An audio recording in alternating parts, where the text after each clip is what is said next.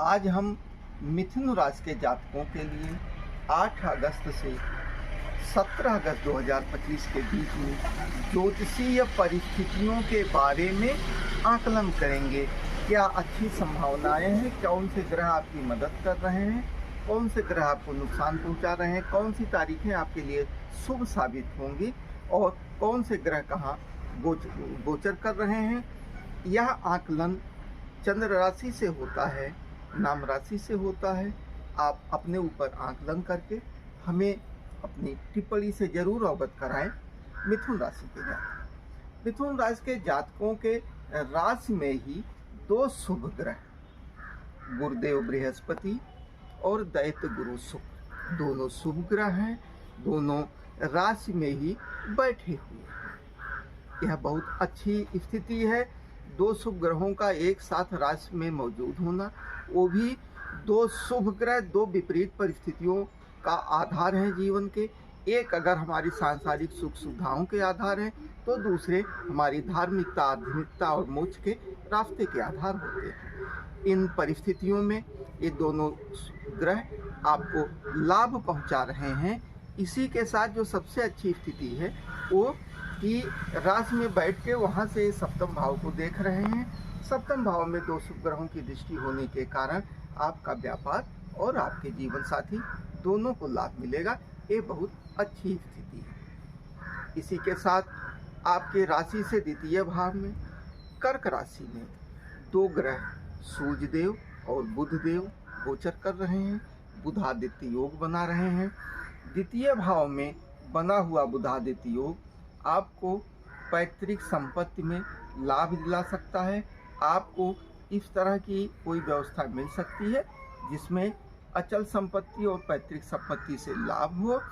आपके अचल संपत्ति में भी वृद्धि होने के पूरे आसार हैं। एक ही ख्याल आपको रखना है, आप अपने वाणी को कटु ना होने दें, क्रोध ना करें, किसी से विवाद ना करें और अपनी आँख का जरूर ख्याल रखें। आँखों में कोई बीमारी अगर है तो आप उसका इलाज कराएं, कोई लापरवाही ना करें। नशे की प्रवृत्ति से जरूर दूर रहें तो आपको इसके शुभ लाभ मिलेंगे। मिथुन राशि के जातकों के चौथे भाव में कन्या राशि में मंगल गोचर कर रहे हैं। मंगल का चौथे भाव में गोचर अच्छा नहीं माना जाता। ये भूम भवन वाहन और माता का भाव है। इस भाव में पापक ग्रह, उपग्रह और बहुत तेज ग्रह का गोचर करना बहुत अच्छा नहीं माना जाता है।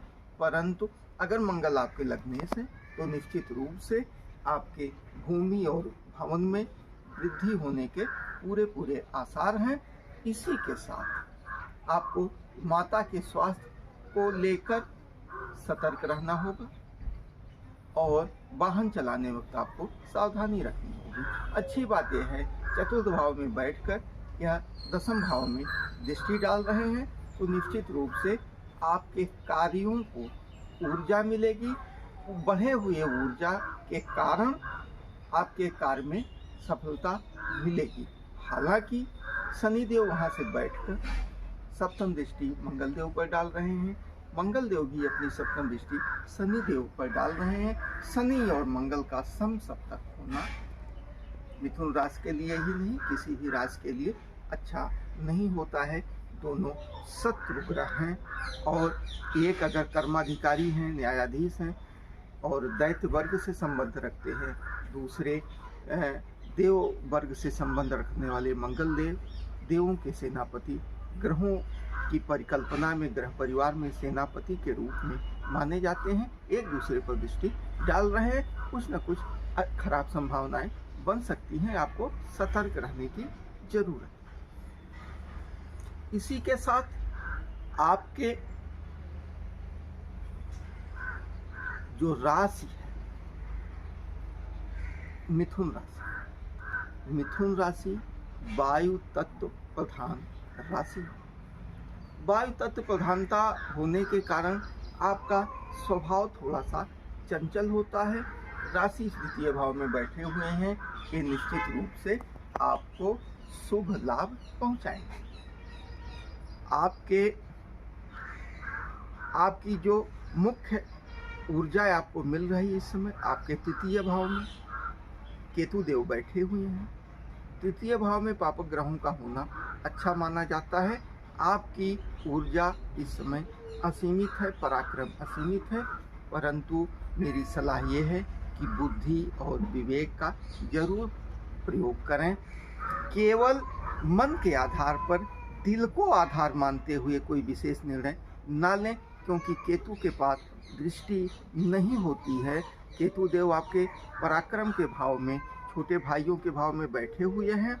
उनके पास दृष्टि नहीं होती, विवेक विचार नहीं होता है, हृदय होता है। हृदय से कोई बड़ा कार्य करते वक्त जरूर आप इस चीज़ का ध्यान रखें, सतर्कता बरतें। हालांकि केतु की ऊर्जा आपको अपार शक्ति दे रही है। दुस्साहस से नहीं बचना है। कोई बड़ा साहसिक कार्य करते वक्त आपको योग्य लोगों से, विद्वान लोगों से, गुरुओं से सलाह लेनी। इसी के साथ आपके दसम भाव शनिदेव गोचर कर रहे हैं। आप अगर गलत कार्य करते हैं, आपकी प्रतिष्ठा प्रभावित होगी।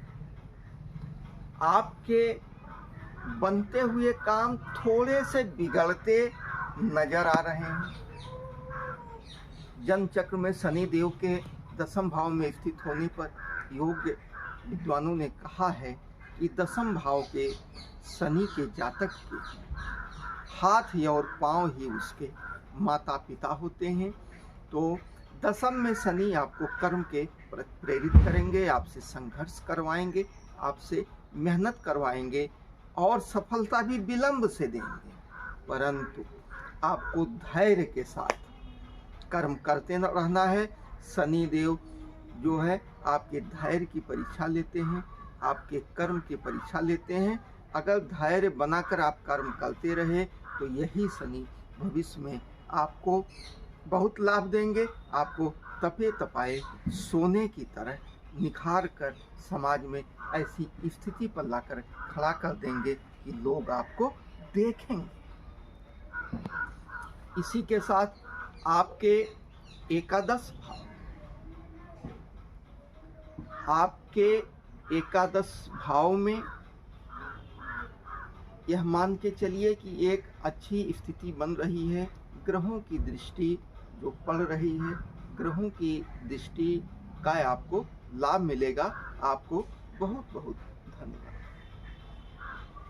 लेने के लिए आप शुचिता बनाए रखें, अच्छे कर्म करें। शनि देव नैतिकता, ईमानदारी को पसंद करते हैं, कर्म को पसंद करते हैं। वह नहीं चाहते कि आप कोई अनैतिक कार्य करें। आपको निश्चित रूप से लाभ मिलेगा। आप बुजुर्गों का सम्मान करिए, आप मजदूरों का सम्मान करिए, तो निश्चित रूप से शनिदेव प्रसन्न रहेंगे। इसी के साथ एक जो समस्या इस समय मिथुन राशि के जातकों के लिए चल रही है, वो है मिथुन राशि के जातकों के नवम भाव में राहु देव गोचर कर रहे हैं। नवम भाव धर्म का भाव है, कहीं कहीं पिता का भी माना जाता है, और इसी के साथ आपका भाग्य भाव है। राहु विच्छेदनात्मक ग्रह हैं।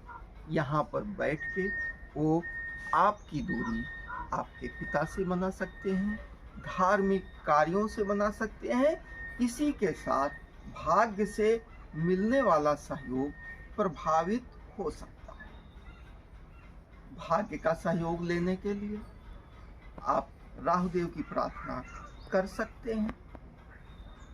गुरुदेव बृहस्पति की राशि में वो अगर रहते हैं तो थोड़े से जरूर प्रभावित होते हैं, परंतु इस समय राहुदेव अपने मित्र शनि देव की प्रिय मूल त्रिकोण राशि में, कुंभ राशि में मौजूद हैं।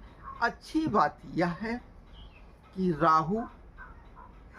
राहु के राशि और मिथुन के राशि बुधदेव, ये तीनों आपस में मित्र हैं।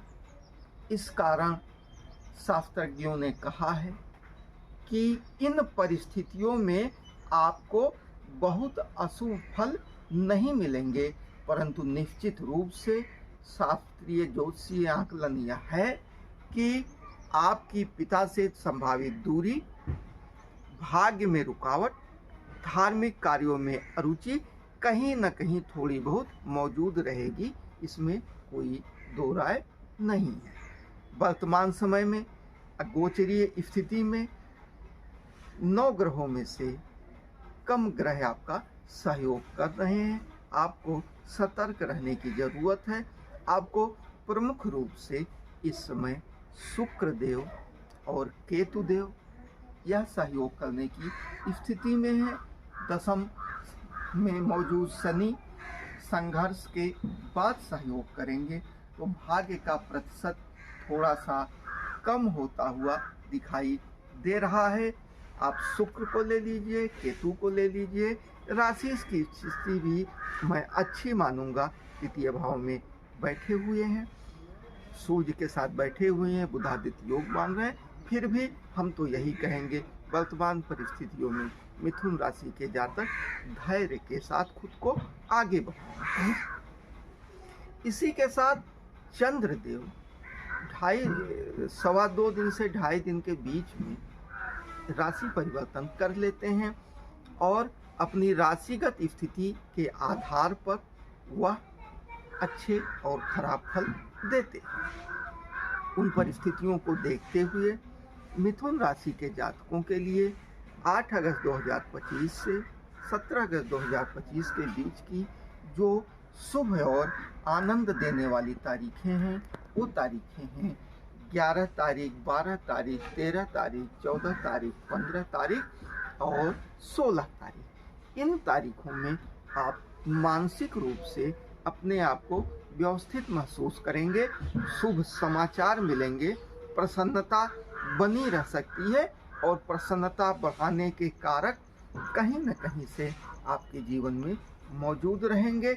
इसी के साथ आप अपने राशि को मजबूत बनाने के लिए आप माता दुर्गा की आराधना करिए, बुध देव की आराधना करिए। बुध देव के बीज मंत्र का जप करके आप अपने राशि को मजबूत बना सकते हैं। बुध देव का बीज मंत्र है ओम ब्राम ब्रीम ब्रौम सह बुधाय नमः ओम। इस मंत्र का आप जप करके बुधदेव को प्रसन्न कर सकते हैं। और इसी के साथ राहु के मंत्र के जप की भी मैं आपको सलाह जरूर दूंगा। इसी के साथ अगर हमारी ये जानकारी आपको अच्छी लगी हो तो आप हमारे चैनल को लाइक, सब्सक्राइब और अपने शुभचिंतकों में शेयर कर सकते हैं, जिससे कि भविष्य में इस तरह की जानकारी आपको हम सतत देते रहें। आपका दिन शुभ हो। आप सभी का बहुत बहुत धन्यवाद। जय बुधदेव की।